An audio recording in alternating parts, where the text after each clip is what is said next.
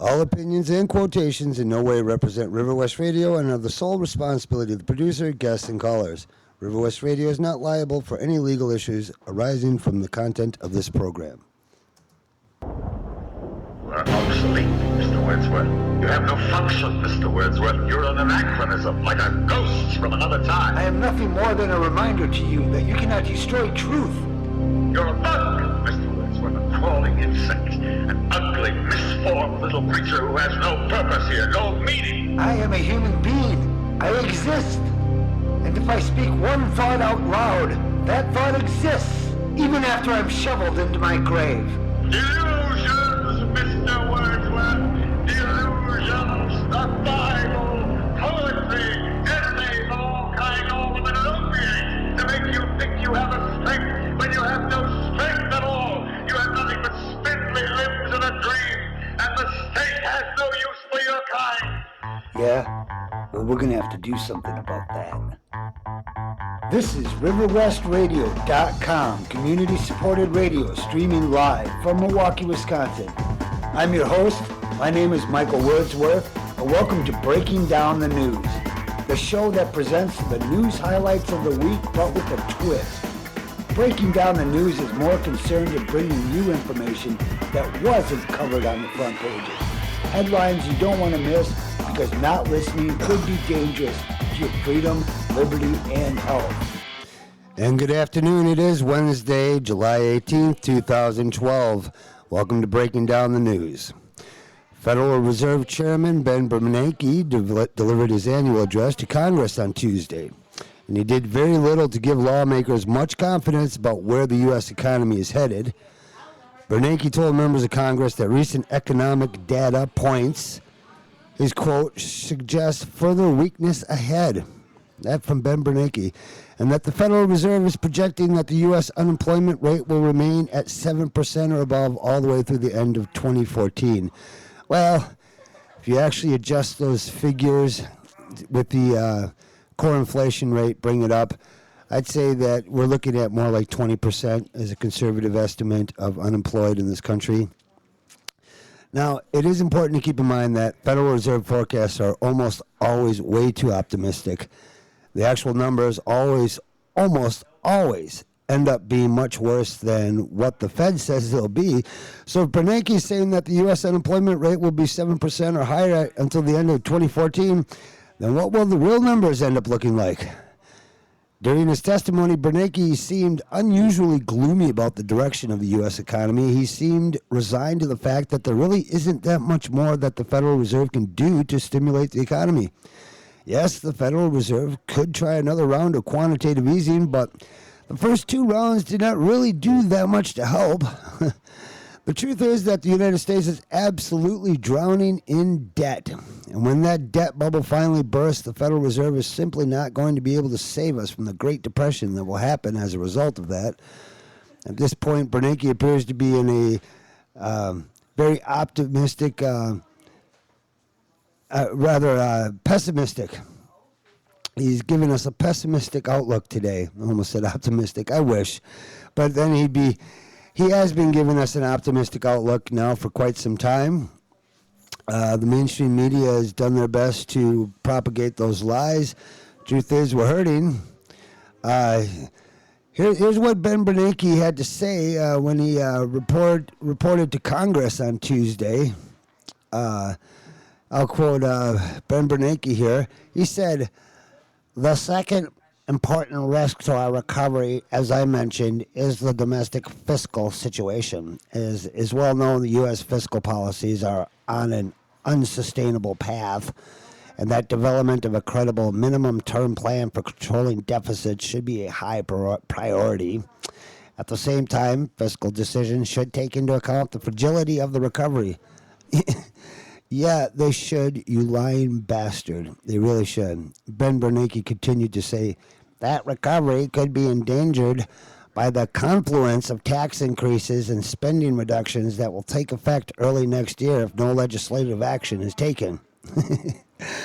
Oh, really? Anyhow, he's got quite this quote, but basically it's filled with a bunch of lies. I mean, He goes on to say the most effective way that Congress could help to support the economy right now would be to work to address the nation's fiscal challenges in a way that take into account both the need for long-run sustainability and the fragility of the recovery. Doing so earlier rather than later would help reduce uncertainty and boost household and business confidence. Yeah, did you catch that? Bernanke says that the federal government is on an unsustainable path and must reduce debt. But he also says that the economy cannot afford tax increases and spending cuts right now. In fact, Bernanke is warning that a shallow recession would occur early next year. Oh, I think it's going to be a little more than that. If something is not done about the looming fiscal cliff that so many people are talking about. So what does Bernanke want us to do? We continue on the path that we're on, our debt will continue to grow by leaps and bounds. But if we seriously cut spending or raise taxes, that will significantly slow down the economy. Either path leads to a whole lot of pain. Bernanke sounds like a politician that is trying to cover up all of his bases without giving us a recommendation about how to fix things. Of course, the truth is that the Federal Reserve System itself is at the very heart of our economic problems and has been the engine that has caused our national debt to explode at an exponential rate. But we all know that Bernanke will never admit that. Bernanke can see that things are starting to fall apart, and he wants to shift as much blame to Congress and to other entities as he can while there's still time. Bernanke knows that the U.S. economy is not going to just produce jobs for our population anymore, and he does not want to be blamed for that. Bernanke knows that the money printing done by the Fed is going to cause prices to continue to go up, and that will seriously stretch family budgets all over America. And he does not want to be blamed for that one. They probably won't blame him for it, though. I mean, seriously, they probably won't. Who pays attention to this stuff, right? I mean, who really out there knows how money works? If you do, please call in today. The number is 414-935-2951. We got the phone lines wide open here for you. Bernanke. Unfortunately, he's not going to have that luxury. Bernanke wants to come out of all this looking like a good guy. At this point, he's probably hoping that the next great global financial crisis does not happen until his term ends, and then maybe he can get off the hook. We're not going to let him, though. I'm still blaming Greenspan. Him and Bernanke both saying, "Oh, we need to depeg oil from the dollar." Oh, that would be a brilliant move. No, I mean that sarcastically. That would be one of the most asinine, idiotic things you could do if you really want to sustain our hegemonic status as the world's reserve currency. And at this point, whether you like it or not, you as an American would want to keep that going. We do not want to lose our ability to be the world's reserve currency because it's going to happen anyhow. China's going to take it over. You heard it here, buddy. China will be the next world reserve currency holder. And when the unemployment rate soars well up into the double digits, what do you think is going to happen? The truth is that the entire country will soon resemble cities such as Gary, Indiana, and Flint, Michigan. You check out those places. They're not looking pretty. To get an idea of what most of our cities will look like, you should go online, check out Detroit. I mean, it kind of looks like Milwaukee in the 70s. When people lose hope, though, I mean, in all seriousness, they tend to get desperate, and desperate people do desperate things. You got a lot of flash mob robberies we're seeing all over the country right now. Some of that might be desperation. Some of that might just be letting off steam. You know, it's one way to let off steam. People are mad, but they don't know what they're mad at because they're not educated, and they won't educate themselves because they won't stop watching American Idol long enough to actually learn something. Besides, remember, it's just not cool to learn anymore. It's just not cool. What a buzzkill, huh? Paying attention to issues, news, politics. Sometimes I ask people, do you read the news? And they say, no. And I usually try to let them off the hook by saying, well, it's all right because, you know, they're not telling you the truth anyhow. But I don't know. It goes a little deeper than that. I mean, it's been in the news about these flash mobs. I think I got an article around here. One of them, 45 kids attacked in Albertson's grocery store.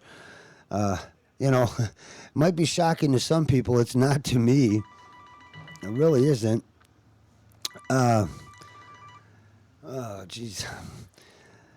There was chaos at the Albertsons. A similar mob robbery happened in Portland, Oregon area on Saturday night. A group of teens were targeted as a Troutdale store last week in a flash mob. It was pretty bad.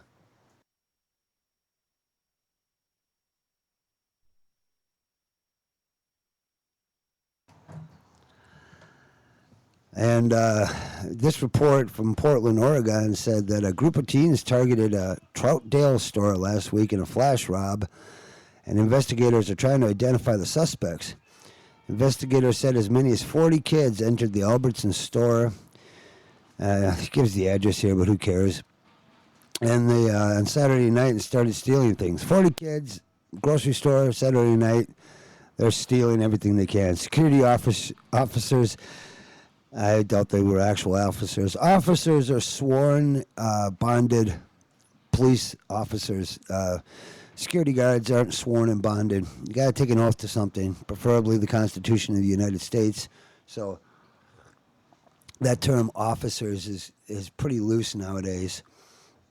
Nobody got caught, though. The employees were pretty shaken up, including one woman who was in tears after getting terrorized by the robbers. Well, there you go. So when will Ben Bernanke and the Federal Reserve be able to save us from this kind of chaos? I don't know. I mean, they're not going to, not with these policies. If you have any faith in Bernanke at this point, then you're being quite foolish. Our economy is on the verge of collapse. And when it does collapse, it's going to be hell to pay on the streets of America. You think these flash mobs are something? No. These days, young people seem to commit absolutely brutal crimes just for the fun of it. For example, in Chicago the other day, 2 teens beat to death a 62-year-old disabled man who was collecting cans for no apparent reason whatsoever. There's a little article I have here. Basically, it says 16-year-old gang member punched this gentleman, beat him pretty bad. Actually, there's a bunch of reports on this. Just Google that. Kids are always kids. I mean, that's the case. Crime is always crime. Honestly, I don't really see a rise in crime, which is the weird part about it. I see it as about the same as it's ever been, honestly. I'm not trying to make that point here. But I'm just saying, if you don't like these flash mobs and you don't like desperate people being desperate, you want to keep the economy strong. We don't want to lose our hegemonic status in the world, but our country is degenerating, and the Federal Reserve is not going to save us. We've been living in the greatest debt bubble in the history of the planet, and it's going to burst at some point, and that's going to cause a massive economic depression. Richard Duncan, the author of The New Depression, told CNBC the other day, to quote him, "When we broke the link between money and gold 40 years ago, this removed all the constraints on credit creation. And afterwards, credit absolutely exploded. In the U.S., it grew from $1 trillion to $50 trillion, a 50-fold increase in 43 years. This explosion of credit created the world we live in. It created very rapid economic growth that ushered in the age of globalization. But now it seems credit cannot expand any further because the private sector is incapable of repaying that debt that it has already. And if credit now begins to contract, there's a very real danger that we will collapse into a new Great Depression." Basically, raising those interest rates, they got to raise at some point. We're keeping them artificially low to keep things swept under the carpet, hidden out of view, but we'll see how it goes. I'm Michael Wordsworth. You are listening to Breaking Down the News. We're going to take a little break and come right back. Thank you for listening today. You're listening to RiverWestRadio.com. When you're out on the road, you want to know them tires are touching the pavement. You want rubber to concrete. When you're out there, you want to drive knowing that you're in control of the wheel. Well, what about your government? Don't you think your government should have its reality check and the rubber hit the pavement? What's going to put the brakes on the rampant fiscal spending, budget problems? It's not the voter, it's not the constituents, it won't be the leaders. The problem ain't the leaders, it's the followers. Get behind the wheel, America.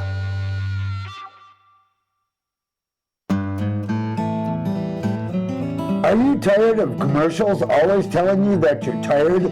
When you know you're tired because you wake up early and go to bed late, and every moment in between is spent trying to figure out how you're going to make the next dollar. Well, you're not alone. Millions of Americans are walking around in a sleep-deprived, zombie-like state, amplified by psych meds and pharmaceuticals found in the drinking water. So just be glad you're not one of them, unless you are. In which case, I'm sorry you had to hear this. But wait, there's more. If we keep at this current pace, we will surely lose our democratic republic and soon be standing in food lines for the poisonous rations the new totalitarian government will hand out. Don't delay. Get involved. Get informed. And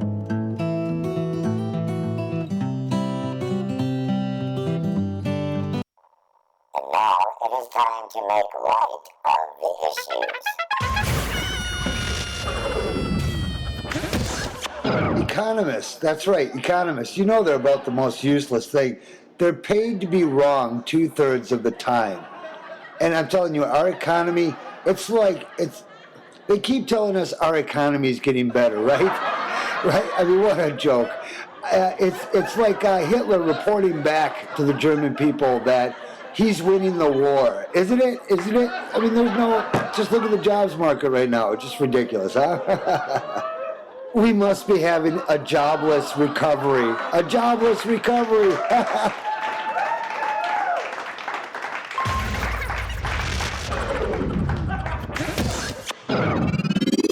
You're listening to RiverWestRadio.com.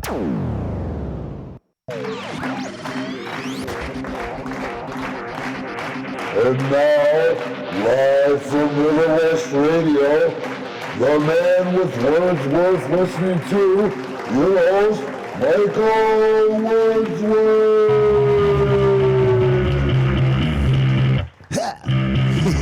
I always feel like busting out with an electric guitar solo whenever I hear that intro. It would be fun, but in all seriousness, we can't have fun here. Yes, we can. You have to make fun of all this stuff. It is too serious not to make fun of it. I mean, it's just the way it is. In any case, what do we got here? We're talking about the fact that the dollar is pegged to oil, and that's generally a good thing. It's what's kept our economy afloat. It has been our economy. Really, the only export America has had for, I don't know how long, 3 decades. I mean, it'd be safe to say that. Maybe since World War II. It's hard to say, but dollars, that's been our main export. It really has. If you take off if you depeg the dollar from oil, meaning you got to understand right now, if people anywhere in the world want to buy oil out of the Middle East, they must convert their currency into American dollars to buy them, and that's called a petrodollar, like a petroleum dollar. And it's kind of interesting. I mean, why is that the case? Well, we've had the gun to the world's head now for a long time, and saying that you'll do it this way or you won't do anyway. That's how we are here, and I would respect that for some degree. I understand business is business, but here we have our own leaders calling to end the petrodollar, end our hegemonic status. We're destabilizing all those dictators we put up in the Middle East. We put them there. And you would think if it was all a massive ploy to keep cheap oil flowing in, you would think, well, maybe it was not correct, but the ends justified the means. And now we're just pulling that all down. We're giving the Middle East to Muslim extremists. That's right. While we're taught to fear Al-Qaeda, we're turning Al-Qaeda is our Muslim extremists. And we aid them to take over these countries, and then we tell everybody here, you got to have TSA searching up your butt because some guy over there is an extremist. They could kill you. What I mean, you're more likely to die, like 4,000 times more likely to die from a car accident It's more likely you could die from a bee sting or even get struck by lightning. I mean, that's how ridiculous it is. So in any case, is the petrodollar dead?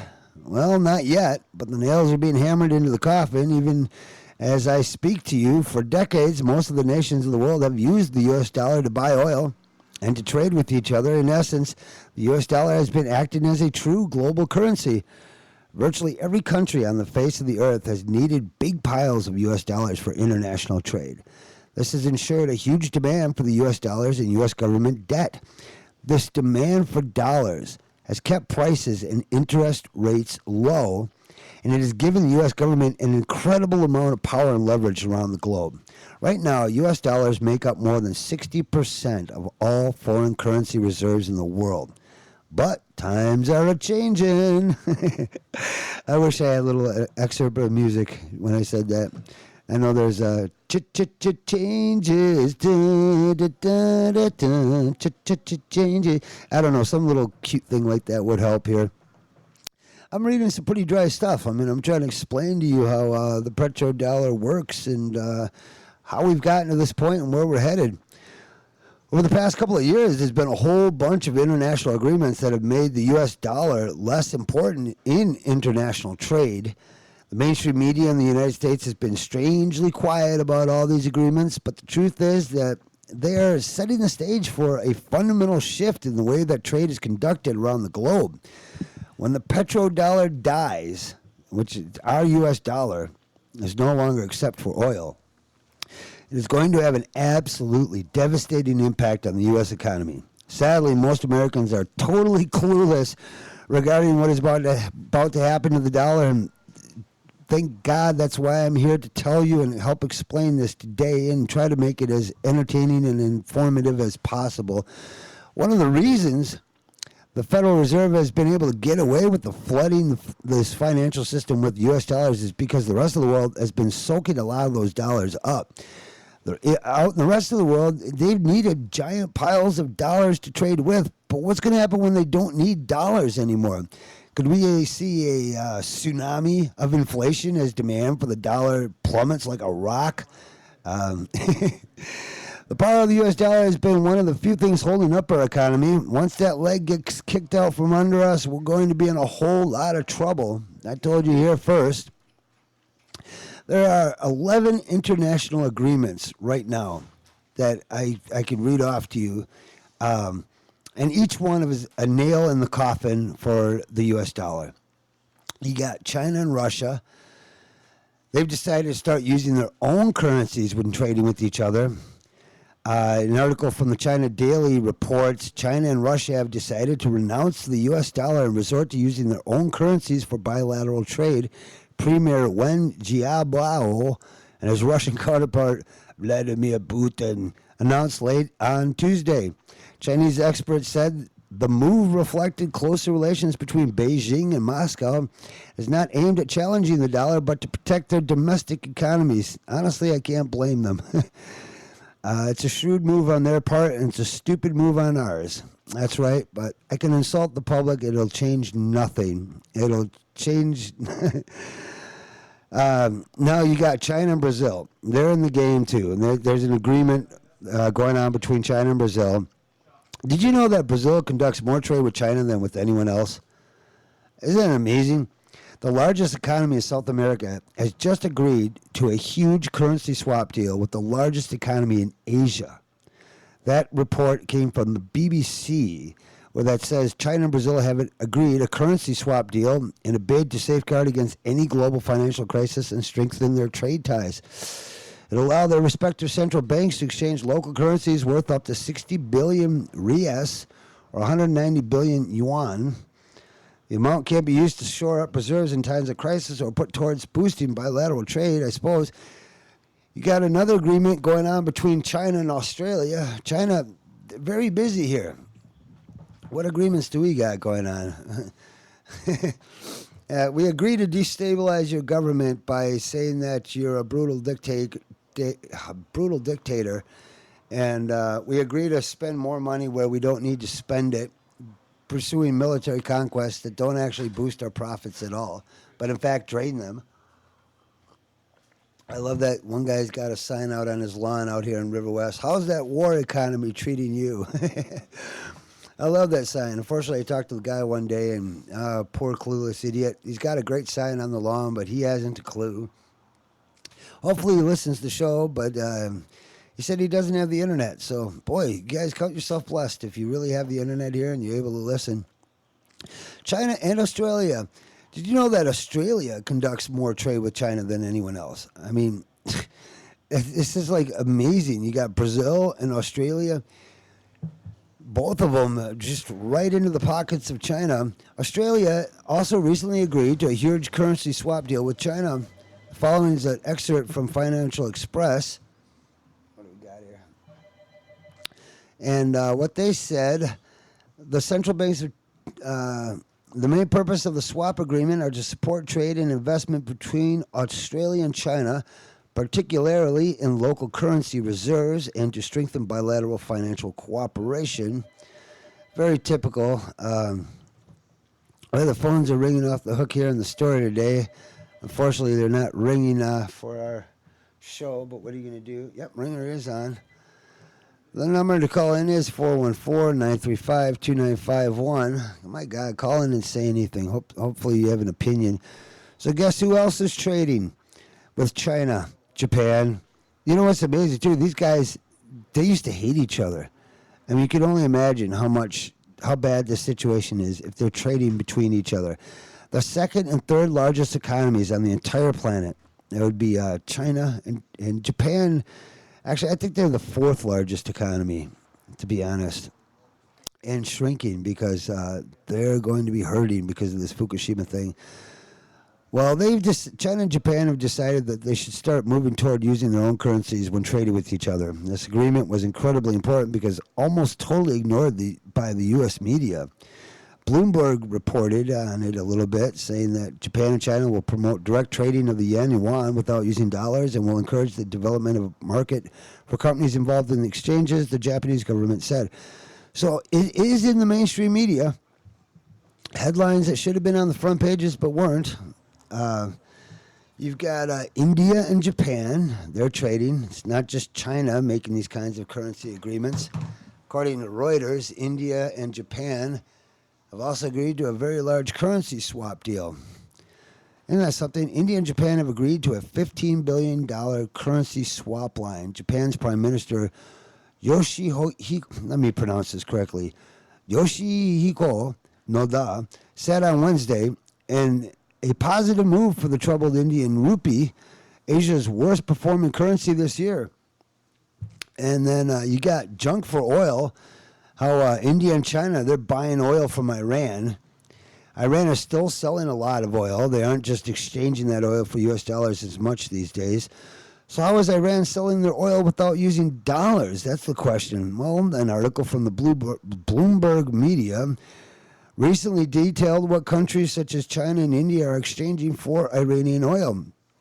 Iran and its leading oil buyers, China and India, are finding ways to skirt U.S. and European Union financial sanctions on the Islamic Republic by agreeing to trade oil for local currencies and goods, including wheat, soybean, and consumer products. So there you go. I mean, this oil embargo went out by the United States. See, supposedly Iran is working on nuclear weapons. But as far as I can tell, I'm going to believe the CIA's own reports. Now, the CIA looked into this. The IAEA and the Nuclear Regulatory Commission, they looked into it, and they said Iran is a long way from making a nuclear bomb. And even if they had one, what are they going to do with the thing?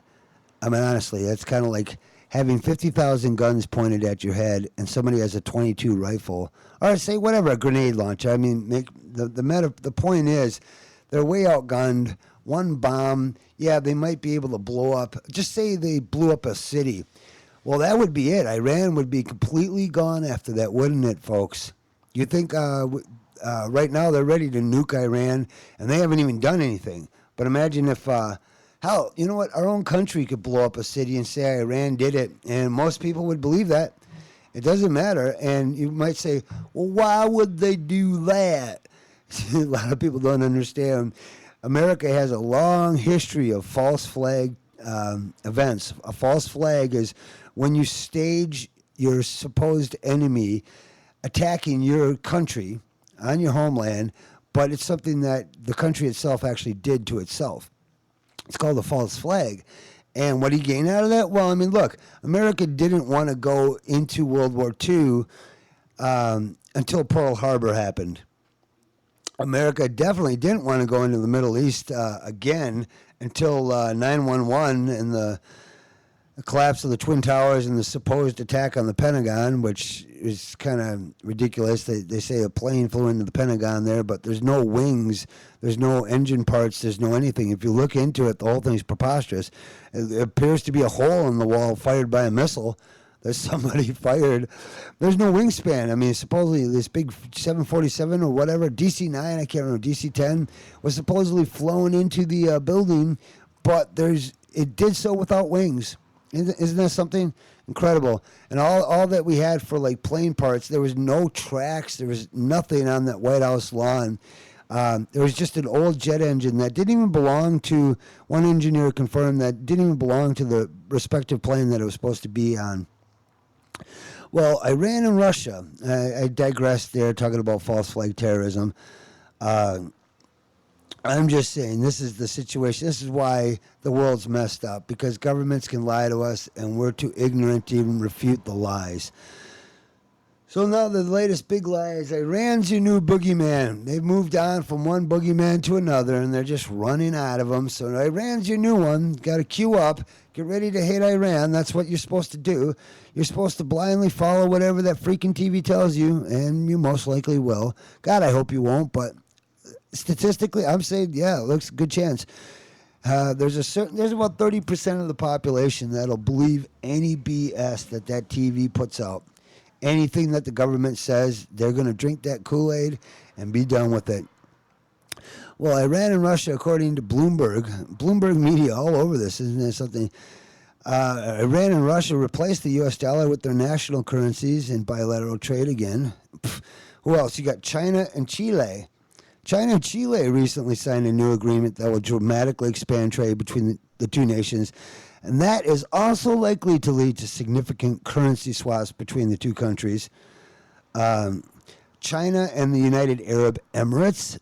The United Arab Emirates are part of, I guess they're loosely affiliated with Saudi Arabia. They're on the bottom southernmost part, right along the Gulf there, a series of little countries, or nation states, I guess. What would you call them there? Well, we call them the United Arab Emirates, whatever an emirate is. I should look that up, actually. But why is this kind of weird? It's weird because, like, if you knew how hard America is in bed with the Saudis, I mean, it would make sense, right? I mean, Saudi Arabia, oil, monopoly on the oil, we've been there forever. In fact, Saudi Arabia is one country we're not going to destabilize right off the bat. And we're probably going to leave them alone until the last moment. Everything else around them's got to go. China and Africa, they also have an agreement. Did you know that China is now Africa's biggest trading partner? I mean, what the heck? I mean, do you not see China is basically destined at this point to become the next world reserve currency, the next major superpower, at least economically. There's many ways to win a war, and the economic victory is a good one. Winning without fighting is one way to put it, is best, said Sun Tzu. And, well, that would be an economic victory. Your enemy is too poor and broke to even refute or even fight back. And now we find out China's also Africa's biggest trading partner. These guys are everywhere. Brazil, Russia, India, China, and South Africa. They're known as the BRICS. It's an easy way to remember them. BRICS. Brazil, Russia, India, China, and South Africa. These nations continue to become a larger factor in the global economy. A recent agreement between those nations sets the stage for them to increasingly use their own national currencies when trading with each other rather than the U.S. dollar. the five major emerging economies of BRICS, Brazil, Russia, India, China, and South Africa, are set to inject greater economic momentum into their grouping by signing 2 pacts for promoting intra-BRICS trade at the 4th summit of their leaders coming up Thursday. So what does this all mean? I mean, let's break it down. It means that the days of the U.S. dollar being the de facto reserve currency of the world are coming to an end. And why is that important? Oh, my goodness. I mean, I hope it would be obvious to you right now. But the petrodollar system was a brilliant political and economic move.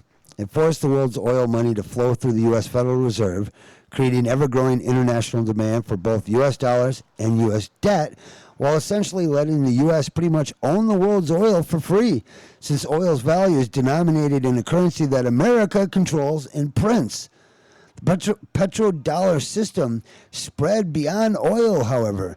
The majority of international trade is done in U.S. dollars.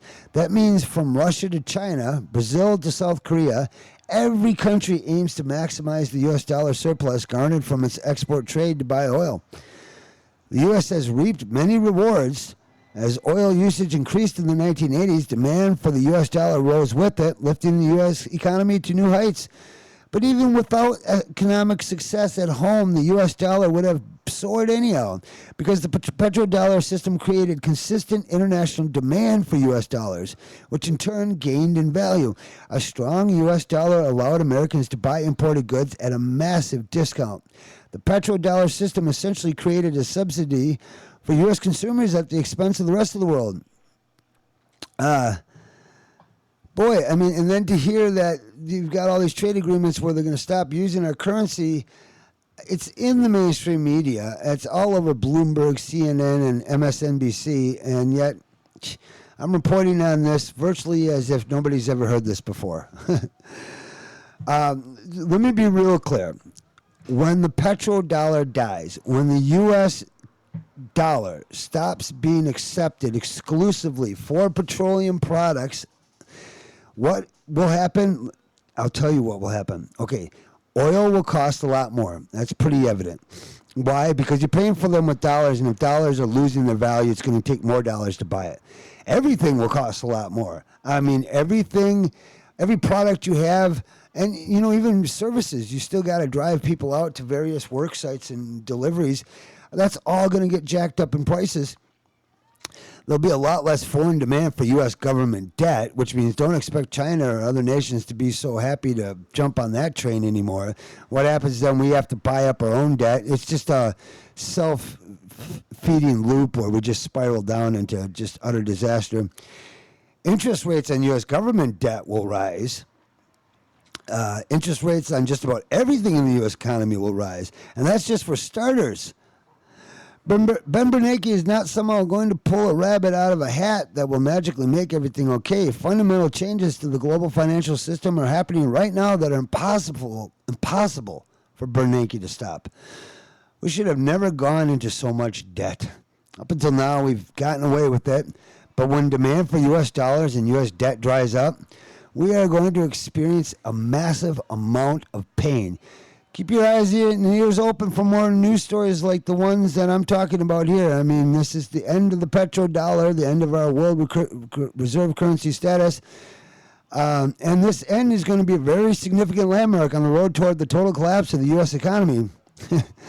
So what did you think the fate of the U.S. dollar is going to be in the years ahead? It's not going to be well. It's not going. But that's why I'm here. I hope you appreciate me bringing you this news and information. We'll be right back. I'm Michael Wordsworth. Stay tuned.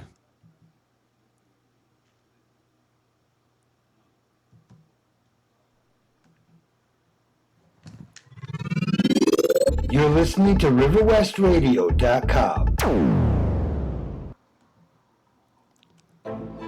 It's like the roaring 20s all over again. The stock markets are well above 12,000. It's as if nothing could go wrong, or could it? The truth is, the American economy is not as strong as it actually appears. The job reports for June were down, manufacturing down. The actual CPI rate, if you adjusted it correctly, would show that unemployment is at a staggering 22%. 46 million Americans are on food stamps, and guess who runs that program? Not the government, no, Goldman Sachs. I'm telling you, the situation here is more abrupt than we think. Wake up, America. We have hard times coming. And we need to prepare for what lies ahead. And now it is time to make light of the issues. Economists, that's right, economists. You know they're about the most useless thing. They're paid to be wrong 2/3 of the time. And I'm telling you, our economy, they keep telling us our economy is getting better, right? Right? I mean, what a joke. It's like Hitler reporting back to the German people that he's winning the war. Isn't it? Isn't it? I mean, just look at the jobs market right now. It's just ridiculous, huh? We must be having a jobless recovery. A jobless recovery.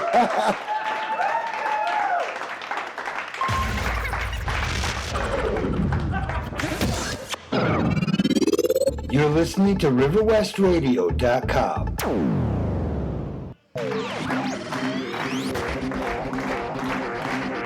And now, live from River West Radio, the man with words worth listening to, your host, Michael Wordsworth. All right, here's some jobs reports. Hopefully you're out there listening. You have a job. If you have one, it's good to keep it. If you're looking for one, it's not so hard if you don't have one already. It turns out that they tend to hire people that already have jobs, which I kind of understand the logic behind it. I mean, or at least why they would think in these terms, but you got to really question this. So between April and June, according to statistics released by the Senate Budget Committee, more Americans went on Social Security disability than found jobs.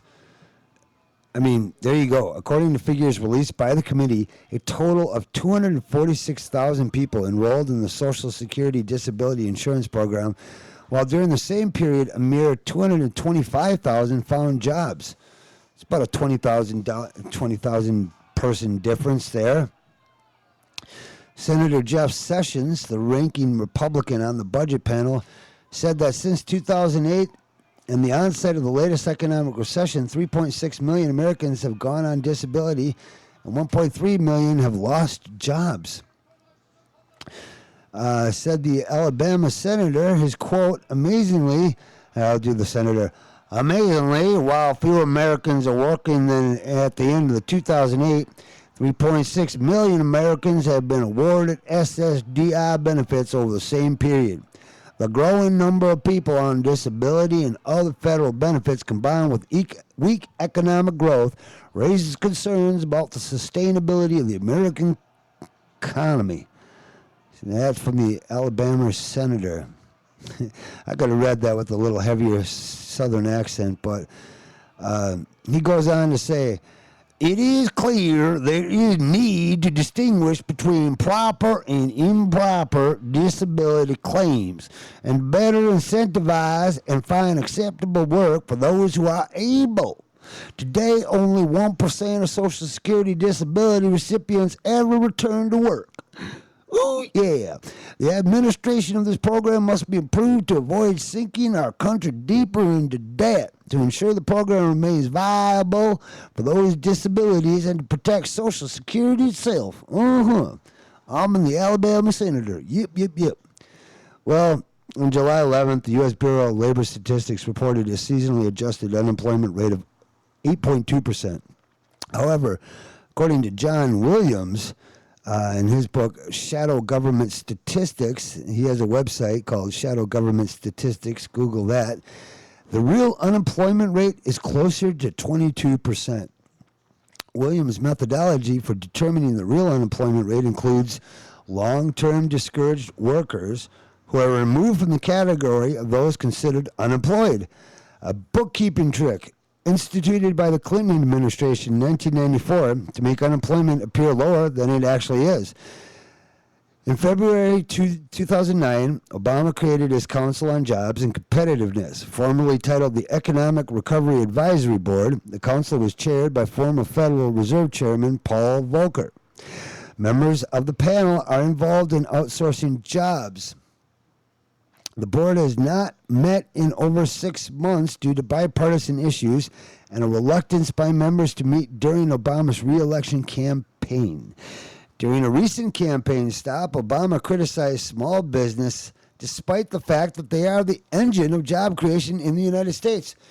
According to data released by Automatic Data Processing, Inc., of the 216,000 new jobs created in February of this year, 108,000 or more than half were created by businesses with 49 or fewer employees. In other words, small businesses. The 88,000 new jobs created by companies with 50 to 499 employees brings the total of the new jobs from small businesses for February to 90%. So there you go. Can't argue with the facts, can you? You can, because it depends who you get your facts from. That's what it comes down to. Well, when we come back, we're going to bring more depressing news to you. That's right. We're just going to keep on with the, I don't know. I mean, I could read you happy news. What's some of the good news? More Americans are waking up than ever, waking up to the lies, the hypocrisy, and the corruption that's rampant in our government, state, and world. The good news is many people are prepared to face this new transition courageously, while others aren't. I guess that's not good. I'm sorry, I just can't come up with too much good news these days. Honestly, I should really go out and try to hunt it. I guess the good news is there are still good, decent people out there. There are still people that can think on their feet. They are as informed as they can be. That to me is good news. It really is. I'm going to take a little break here, come back, and read about the drought that is just really hitting the country hard. We've had solar flares just popping out of the sun, exploding radiation on our planet. And that's why it's so hot out there. So I'll be right back. It's hot in here in the studio, too, and I'm drinking hot coffee on top of it. But what are you going to do, right?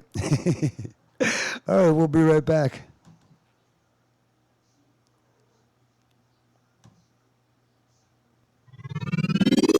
You're listening to RiverWestRadio.com.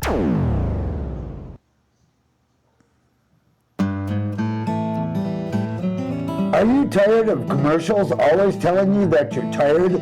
When you know you're tired because you wake up early and go to bed late, and every moment in between is spent trying to figure out how you're going to make the next dollar. Well, you're not alone. Millions of Americans are walking around in a sleep-deprived, zombie-like state, amplified by psych meds and pharmaceuticals found in the drinking water.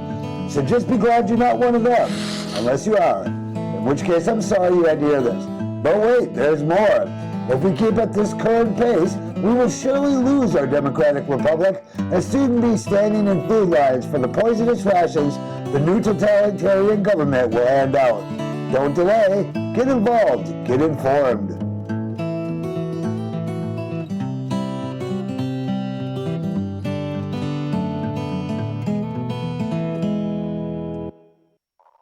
And now it is time to make light of the issues.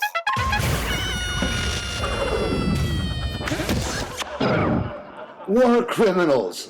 I mean, we used to hunt down war criminals, put them on trial, and have them executed.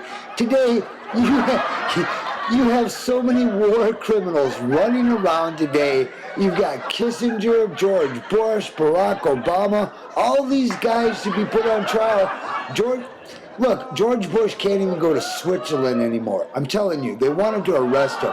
But in America, it's just, yeah.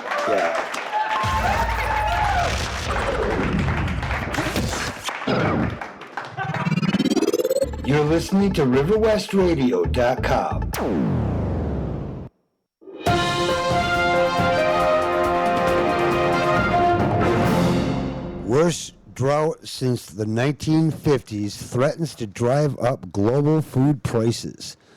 Ouch. A large swath of the U.S. Midwest and Mid-South has been devastated by extreme heat and the worst drought since at least 1956.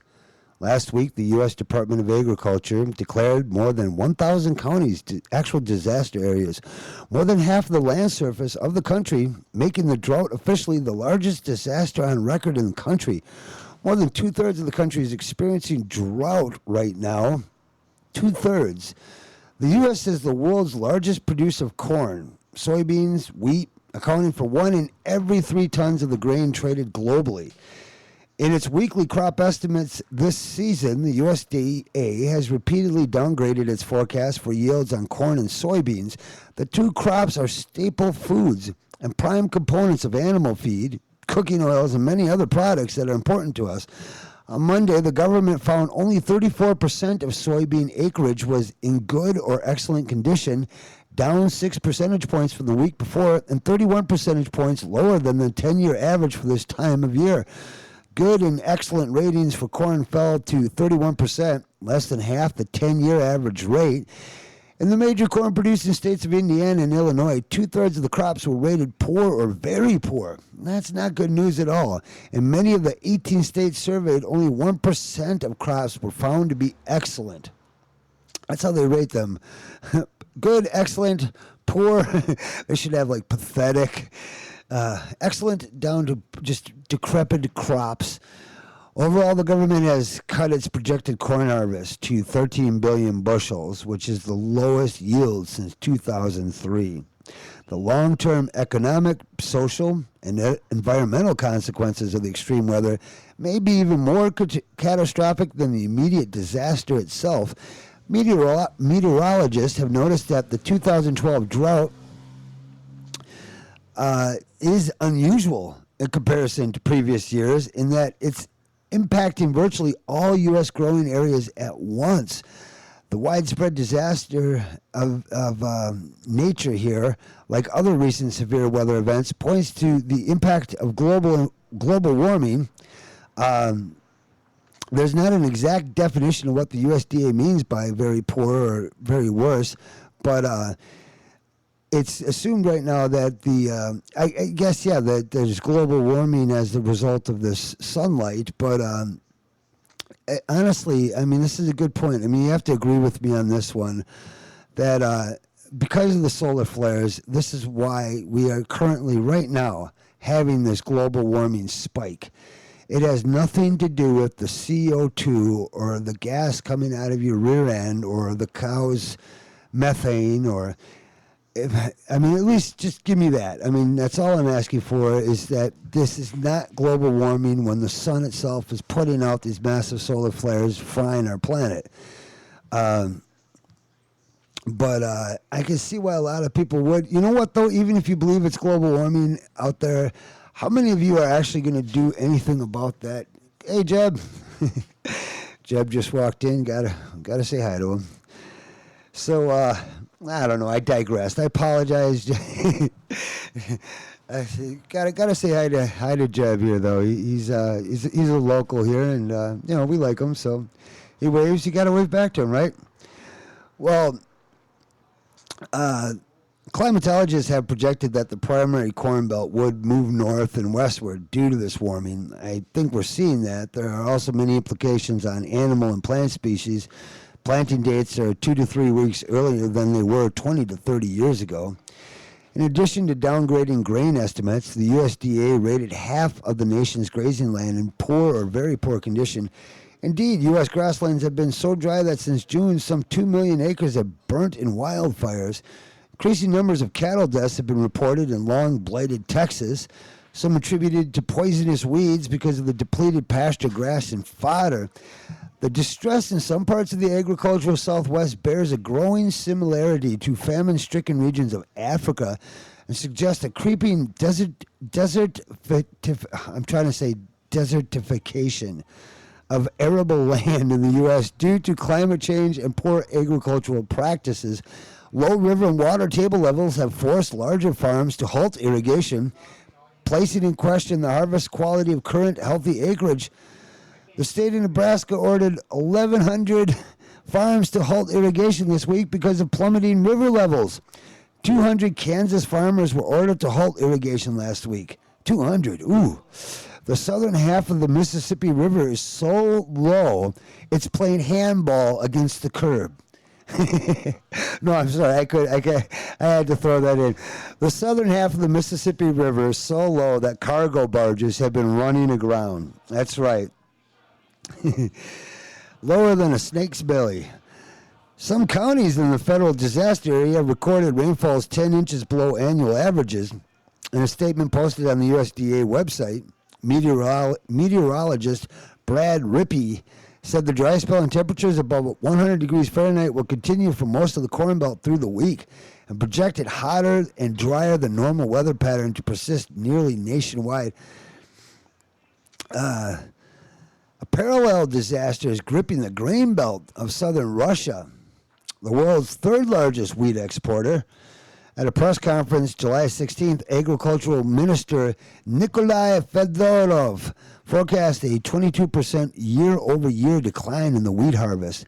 A mild winter, followed by a spring drought, then torrential rains, have battered the entire region.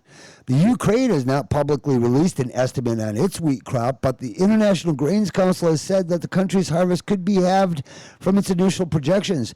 U.S. officials are seeking to downplay the risk of food inflation. USDA Secretary Tom Vilsack, in an appearance on CNN's State of the Union Sunday, said that while commodity prices would rise, it will, quote, have a marginal impact on food prices. The impact of a drought probably will likely not be seen in the grocery aisles until 2013.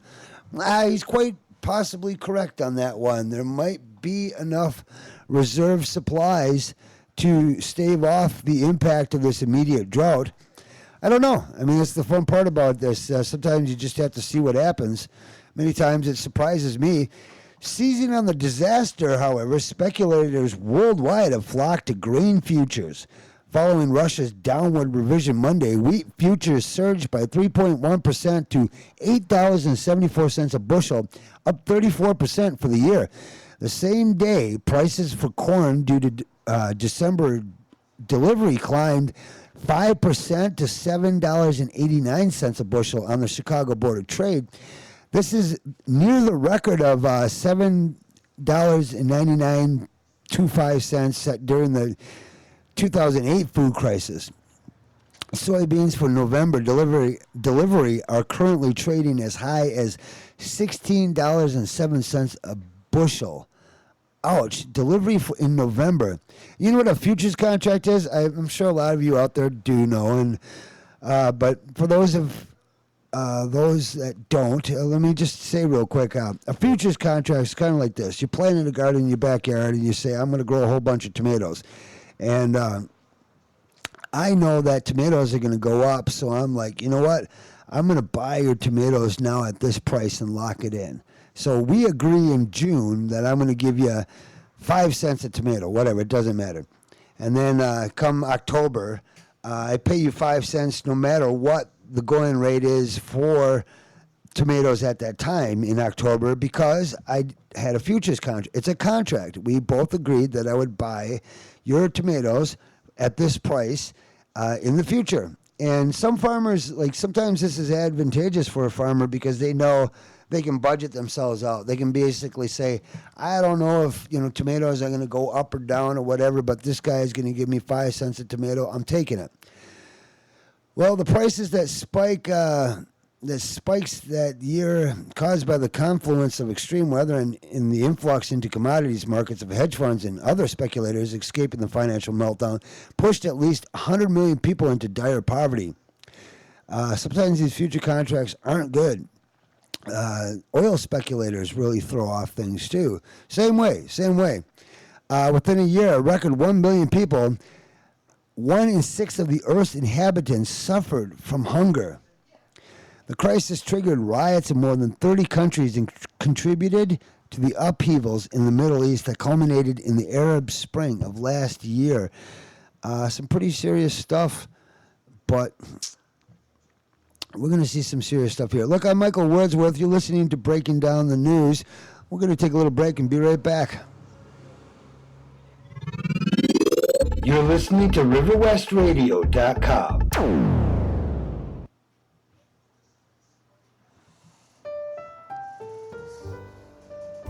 The kitchen is the heart of the home, but at Monsanto, we're a megalithic agricultural group attempting to destroy farmers all across your country. We bring you horrible foods that attack your stomach lining, DNA, give you kidney and liver failure. Monsanto, bringing Franken foods to your family at home. Don't you just hate us? Say no to GMO.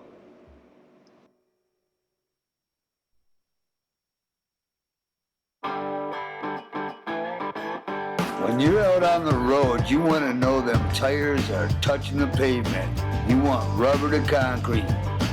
When you're out there, you want to drive knowing that you're in control of the wheel. But what about your government?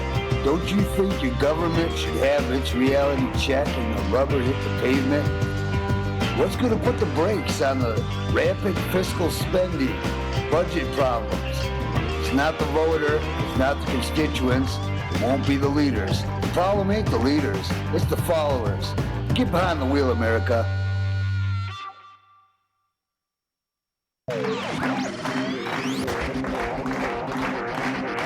And now, live from River West Radio, the man with words worth listening to, your host, Michael Wordsworth. Worse than BPA? Toxic BPS chemical found hiding in our receipts and recycled paper. Boy, is there nothing. You'll be glad you tuned in today because BPA is something you don't want in your system. Bisphenol A is the actual name for this chemical, and it is a problem. It's a growing concern.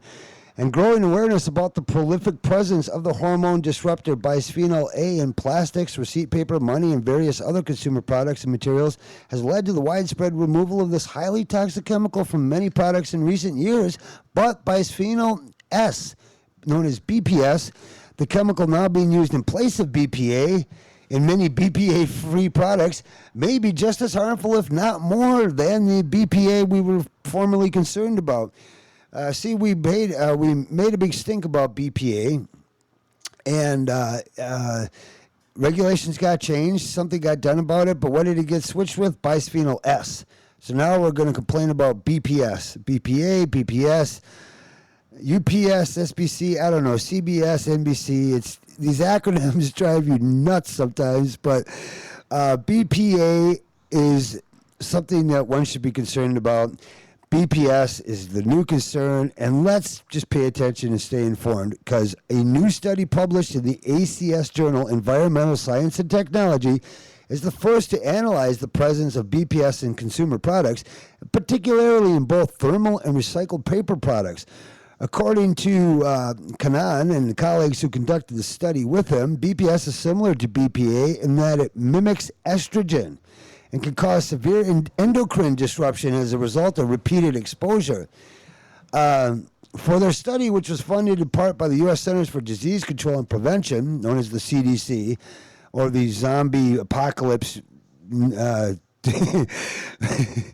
CDC had this thing on their website about the zombie apocalypse, and oddly enough, that attracted more people's attention. But we're talking about BPA and BPS, which is something that's an actual real problem here, in all seriousness.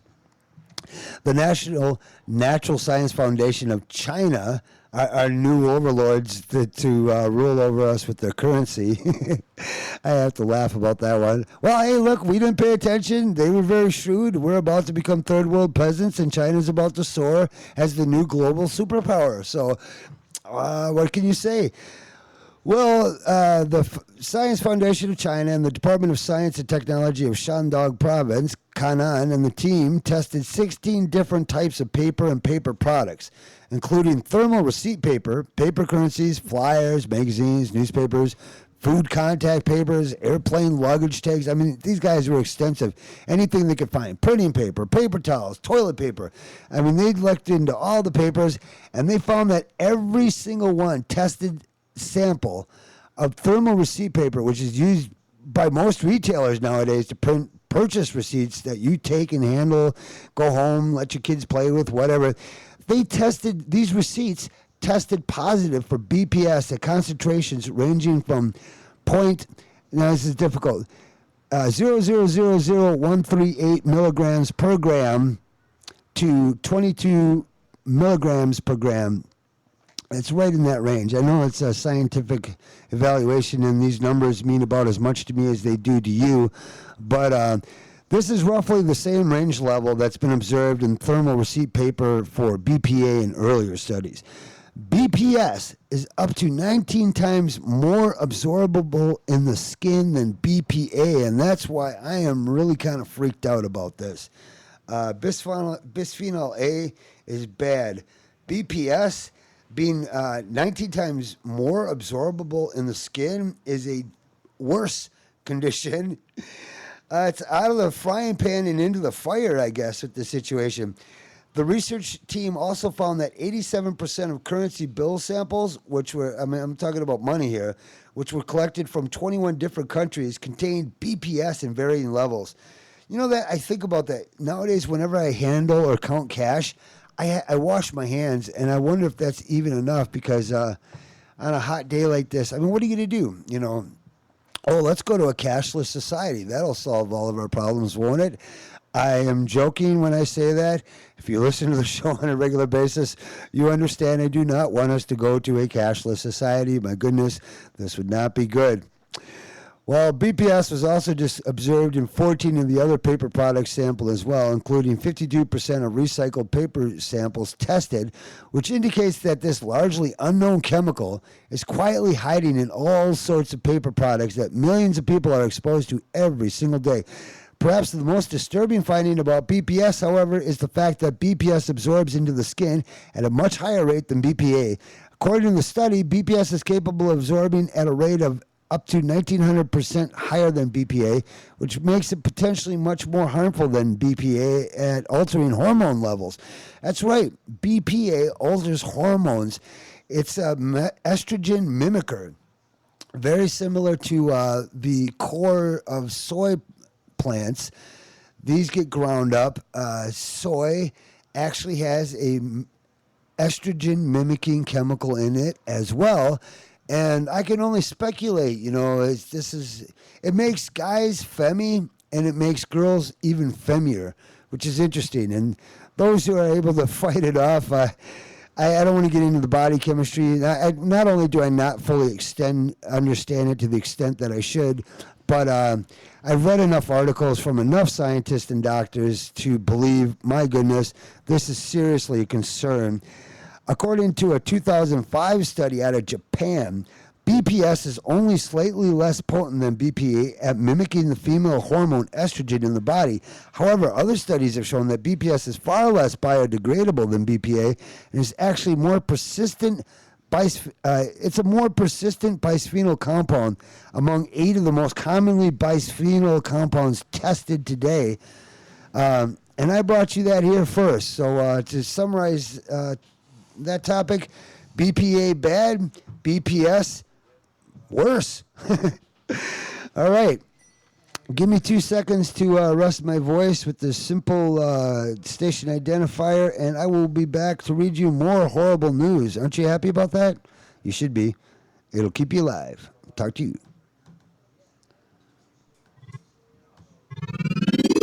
You're listening to RiverWestRadio.com. And now it is time to make light of the issues.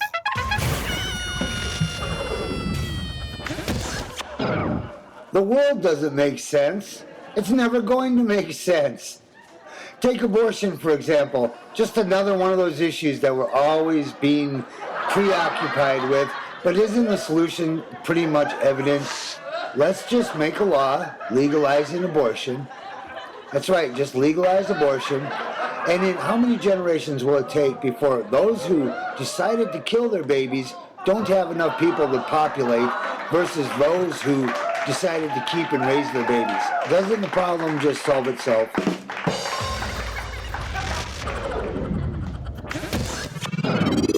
You're listening to RiverWestRadio.com. Every day, people wake up all over the world and hear commercials like this one, with soft music and a soothing announcer's voice telling you how great some big corporation's new technology will help you and your family.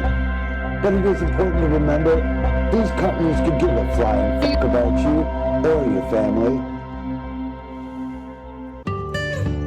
That's why Breaking Down the News has made this commercial to counter their commercials. Don't be fooled by them. The battle is to gain control of your mind through media propaganda.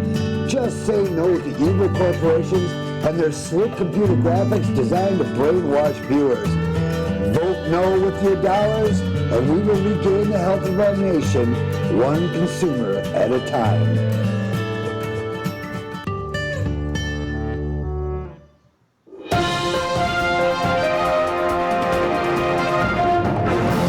And we're back. Thank you for giving me a moment to rest my voice. Let's talk about the next horrible thing, antibiotics. You've perhaps taken them. I mean, they're pretty prolific nowadays, or rather common. They're rather common. I think I meant to say ubiquitous, not prolific. But the point being is they're overused, and there's going to be problems because of that. Antibiotics are nowadays, it's been discovered, they essentially destroy your immune system, and that's why I'm going to report about this. It's something that we should know, and that's what Breaking Down the News does. It brings you issues that concern your health, safety, freedom, liberty. Very important. I'm Michael Wordsworth, and these are words worth listening to. All right, now check it out. Your immune system is constantly on a seek and destroy mission status, on the lookout for foreign invaders, naturally occurring cell defects, and mutant cells. The immune system has a vast capacity to remember the bad guys and deploy tactics that worked in the past to annihilate the enemy of your body. Some of the fastest growing cells in the human body are immune cells. Over 80% of the body's immunity is built in the intestinal tract by the friendly bacteria balance that resides there. The intestinal flora starts building in an infant when in the womb, but really doesn't take off until after 8 days of age. Starting with the colostrum milk, the gut begins to populate with more bacteria while the infant's immune system starts an inventory of good and bad cells in the body. This inventory is a lifelong process, and the immune system never forgets an invader. Where does the problem begin? Right here. The absolute worst thing to do to an infant is to give them an antibiotic. Antibiotics indiscriminately kill bacteria, both good and bad. They're an equal opportunity destroyer. One round of antibiotics will permanently change the baby's immune system, and because a majority of neurochemicals are also made in the gut, the baby's neurology is also altered. Isn't that horrible? The antibiotics that have been touted as the savior of mankind from diseases are costing us in cancer and degenerative chronic diseases. This is your exploding healthcare costs.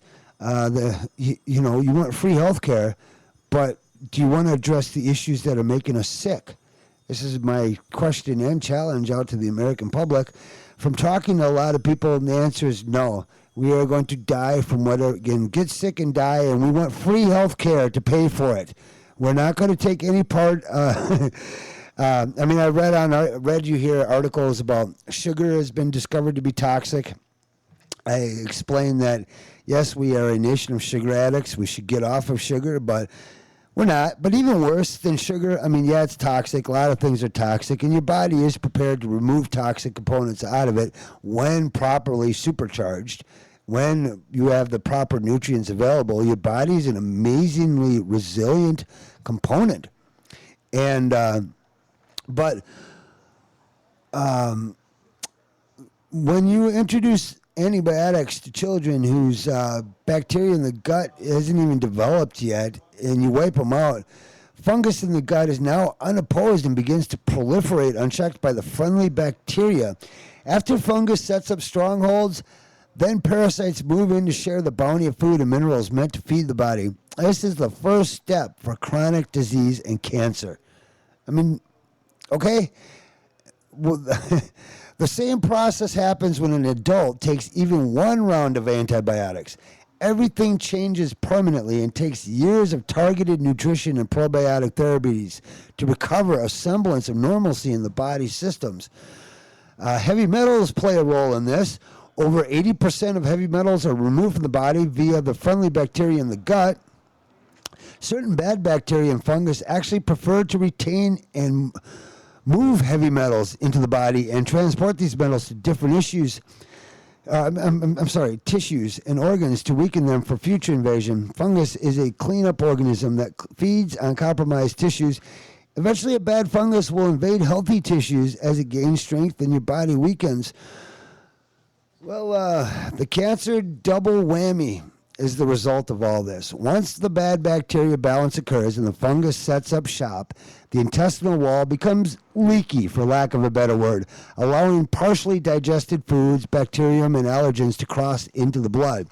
Now, the already weakened immune system has double duty to perform, trying to clean up the gut while tracking down these new threats to the body. To think this all started with a well-meaning but seriously wrong pediatrician and misinformed parents who gave their child antibiotics in a moment when they were totally unwarranted. Cancer is a disease of inflammation. The gut compromises and leakage of particles into the blood causes hey, we got the Jowls of Justice coming up here, and I'm going to have to end the show. So, I mean, just let me start by saying where it ends with this topic of antibiotics. It ends with you making informed decisions before submitting to any medical treatment, including taking antibiotics. You are the one who gleans the benefits or suffers the consequences, not the doctor who collects your copay up front and makes you sign informed consent papers before treatment. All right? Michael Wordsworth, these have been words worth listening to. If you didn't listen to them,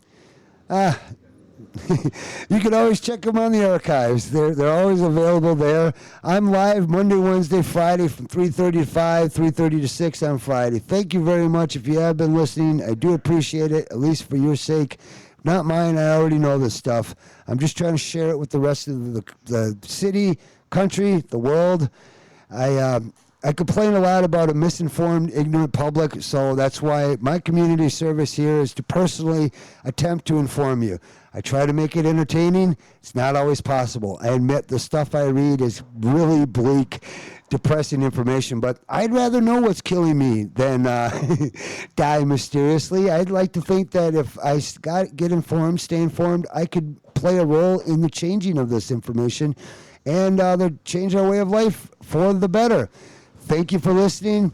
Have a happy Wednesday. Peace out, everybody.